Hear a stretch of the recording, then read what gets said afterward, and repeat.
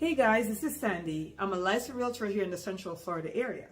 Today I want to do a video for you on how to build wealth in real estate, right? How do we build wealth? Many different ways to build wealth. We all know that if you were to work 9 to 5 for the next 40, 50, 60 years, you still would not be able to build a certain amount of wealth because a lot of time when you work, you have bills and all this great stuff.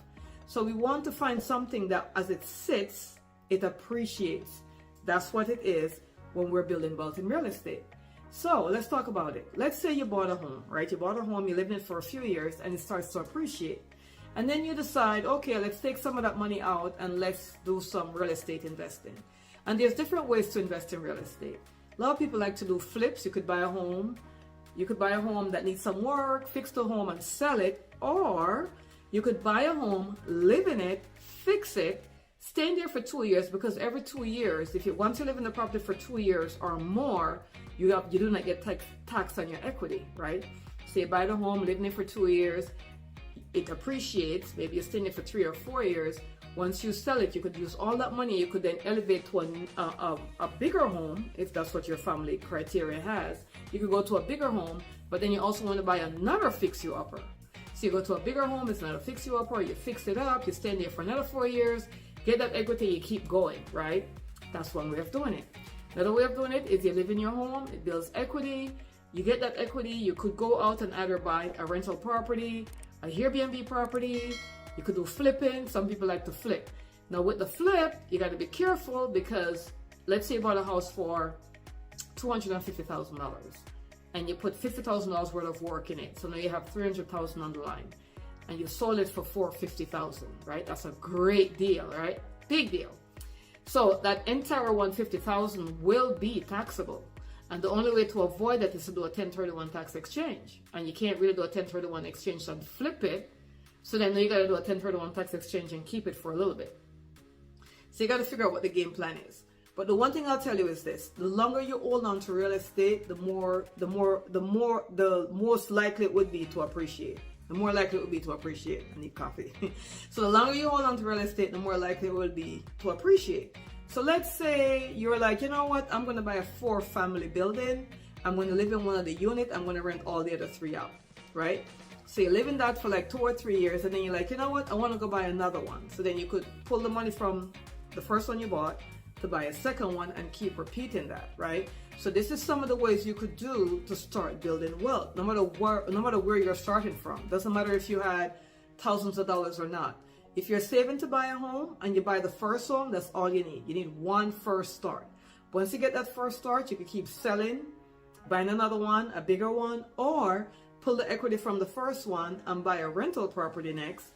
Sit with that rental property for a little bit, pull the equity from that after a few years and buy another rental property, right? You could diversify as well.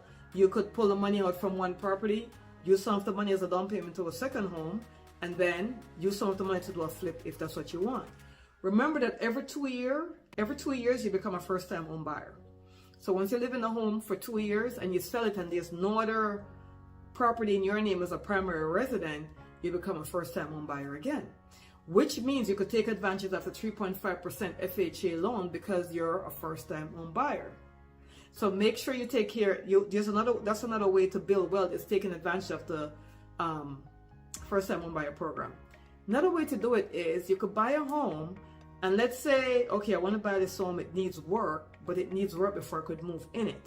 There's a program called the FHA 203K program. That program is built as 2 different parts to it. One part, they'll lend you up to 30 grand and you don't have to do that much paperwork. If you're going over 30,000, then you need more paperwork. It's the difference, and it will take a longer time to close. That's the difference with the two, and that tend to change. So I'm saying this in 2023, this might change, but you could do the FHA 203K program. What is that? That's a program that allows you to buy the property, and they'll also give you the money to fix it. But they're not going to give you the money to fix it to make it look like a mansion, but they're going to give you the money to fix things like the roof, the kitchen, the bathroom, to make it livable. So if it's not livable, they'll make it livable.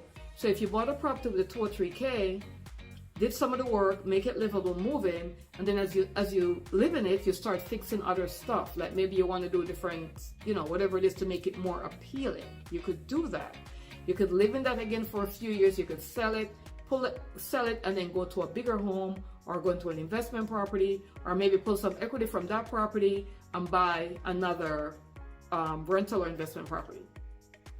So there's so much different ways to build wealth in real estate. You just got to figure out what direction you want to go in.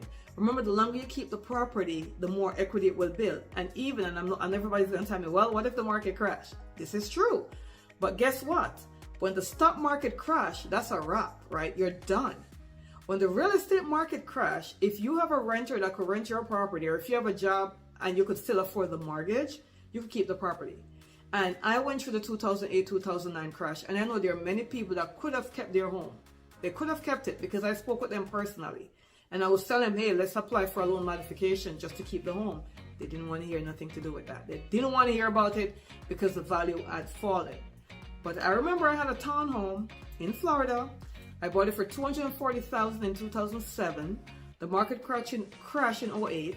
In 2009, I came back to Florida. Those same townhomes were selling for $99,000. Can you believe this? I called the bank, which was Chase at the time. I said, I need a loan modification because I can't do this. We went back and forth. They keep telling me they need more paperwork, and it was very frustrating. I will admit that.